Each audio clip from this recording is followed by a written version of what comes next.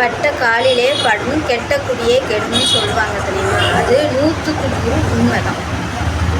நம்ம சின்ன குழந்தைங்கள நம்மளோட விரலில் பார்த்திங்கன்னா ஏதாவது ஓடும்போது கல் தட்டி அடிபடும். ஆனால் திருப்பி திருப்பி நம்ம ஓடும்போது விளையாடும்போது அதே இடத்துல அடிபடும், ரத்தம் வரும், வந்துகிட்டே இருக்கும். அது எல்லாருமே நம்ம கிராமத்தில் வாழ்ந்துருந்தீங்க அப்படின்னா எல்லாருமே நம்ம அனுபவிச்சிருக்கோம்.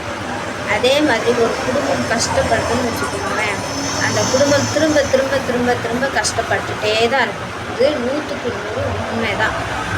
அதனால் நம்ம கையில் காசு இருக்கும்போது என்ன பிளான் பண்ணி எப்படி இருக்கணுமோ அதன்படி நம்ம வாழ்ந்துட்டோம்னு வச்சுக்கோங்களேன், இந்த மாதிரி கஷ்டங்களில் நம்ம சமாளிச்சுக்கலாம்.